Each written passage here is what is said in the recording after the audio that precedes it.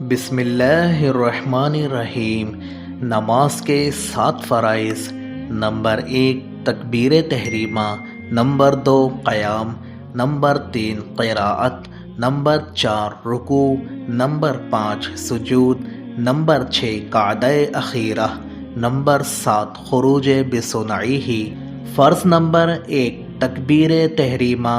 در حقیقت تکبیر تحریمہ یعنی تکبیر اولیٰ شرائط نماز میں سے ہے، مگر نماز کے افعال سے بالکل ملی ہوئی ہے، اس لیے اسے نماز کے فرائض میں بھی شمار کیا گیا ہے۔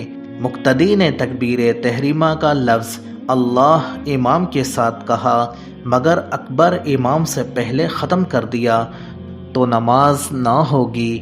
امام کو رکوع میں پایا اور تکبیر تحریمہ کہتا ہوا رکوع میں گیا، یعنی تکبیر اس وقت ختم ہوئی کہ ہاتھ بڑھائے تو گھٹنوں تک پہنچ جائیں، نماز نہ ہوگی۔ ایسے موقع پر قاعدے کے مطابق پہلے کھڑے کھڑے تکبیر تحریمہ کہہ لیجئے، اس کے بعد اللہ اکبر کہتے ہوئے رکوع کیجئے۔ امام کے ساتھ اگر رکوع میں معمولی سی بھی شرکت ہو گئی تو رکعت مل گئی۔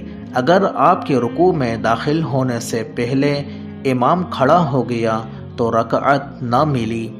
جو شخص تکبیر کے تلفظ پر قادر نہ ہو، مثلاً گونگا ہو یا کسی اور وجہ سے زبان بند ہو گئی ہو، اس پر تلفظ لازم نہیں، دل میں ارادہ کافی ہے۔ لفظ اللہ کو اللہ یا اکبر کو اکبر یا اکبار کہا تو نماز نہ ہوگی، بلکہ اگر ان کے معنی فاسدہ سمجھ کر جان بوجھ کر کہے تو کفر کے حکم کا اندیشہ ہے۔ نمازیوں کی تعداد زیادہ ہونے کی صورت میں پیچھے آواز پہنچانے والے مکبروں کی اکثریت علم کی کمی کے باعث آج کل اکبر کو اکبار کہتی سنائی دیتی ہے، اس طرح ان کی اپنی نماز بھی ٹوٹتی ہے، اور جو لوگ ان کی آواز پر نماز کے ارکان ادا کرتے ہیں ان کی نماز بھی ٹوٹ جاتی ہے۔ لہٰذا بغیر سیکھے کبھی مکبر نہیں بننا چاہیے۔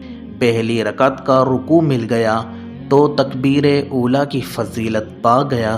فرض نمبر 2 قیام۔ کمی کی جانب قیام کی حد یہ ہے کہ ہاتھ بڑھائے تو گھٹنوں تک نہ پہنچیں، اور پورا قیام یہ ہے کہ سیدھا کھڑا ہو۔ قیام اتنی دیر تک ہے جتنی دیر تک قرات ہے، بقدر قرات فرض قیام بھی فرض، بقدر واجب واجب، اور بقدر سنت سنت۔ فرض وتر، عیدین اور سنت فجر میں قیام فرض ہے۔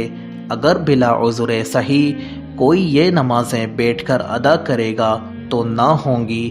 کھڑے ہونے سے محض کچھ تکلیف ہونا عذر نہیں، بلکہ قیام اس وقت ساقط ہوگا کہ کھڑا نہ ہو سکے یا سجدہ نہ کر سکے، یا کھڑا ہونے یا سجدہ کرنے میں زخم بہتا ہے، یا کھڑا ہونے میں قطرہ آتا ہے، یا چوتھائی ستر کھلتا ہے، یا قرات سے مجبور محض ہو جاتا ہے۔ یوں ہی کھڑا ہو سکتا ہے مگر اس سے مرض میں زیادتی ہوتی ہے، یا دیر میں اچھا ہوگا، یا ناقابل برداشت تکلیف ہوگی تو بیٹھ کر پڑھے۔ اگر عصا یا بیساکھی خادم یا دیوار پر ٹیک لگا کر کھڑا ہونا ممکن ہے تو فرض ہے کہ کھڑا ہو کر پڑھے۔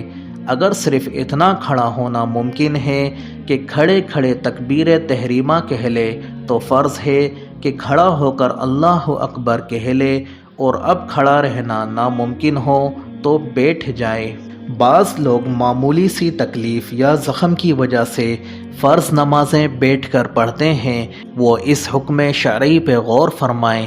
جتنی نمازیں قدرت قیام کے باوجود بیٹھ کر ادا کی ہوں ان کو لوٹانا فرض ہے۔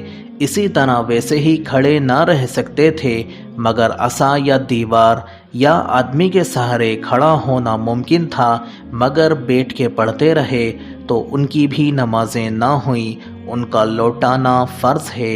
عورتوں کے لیے بھی یہی حکم ہے، یہ بھی بغیر شرعی اجازت کے بیٹھ کر نمازیں نہیں پڑھ سکتی۔ بعض مساجد میں کرسیوں کا بھی انتظام ہوتا ہے، بعض بوڑھے وغیرہ ان پر بیٹھ کر نماز فرض پڑھتے ہیں حالانکہ چل کر آئے ہوئے ہوتے ہیں، نماز کے بعد کھڑے کھڑے بات چیت بھی کر لیتے ہیں۔ ایسے لوگ اکثر بغیر اجازت شرعی بیٹھ کر نمازیں پڑھیں گے تو ان کی نمازیں نہ ہوں گی۔ کھڑے ہو کر پڑھنے کی قدرت ہو جب بھی بیٹھ کر نفل پڑھ سکتے ہیں، مگر کھڑے ہو کر پڑھنا افضل ہے۔ حضرت سیدنا عبداللہ بن عمر رضی اللہ تعالی عنہ سے مروی ہے، رسول اللہ صلی اللہ علیہ وسلم نے فرمایا، بیٹھ کر پڑھنے والے کی نماز کھڑے ہو کر پڑھنے والے کی نصف یعنی آدھا ثواب ہے۔ البتہ عذر کی وجہ سے بیٹھ کر پڑھے تو ثواب میں کمی نہ ہوگی۔ یہ جو آج کل عام رواج پڑ گیا ہے کہ نفل بیٹھ کر پڑھا کرتے ہیں، بظاہر یہ معلوم ہوتا ہے کہ شاید بیٹھ کر پڑھنے کو افضل سمجھتے ہیں۔ ایسا ہے تو ان کا خیال غلط ہے۔ وتر کے بعد جو 2 رکعت نماز نفل پڑھتے ہیں ان کا بھی یہی حکم ہے کہ کھڑے ہو کر پڑھنا افضل ہے۔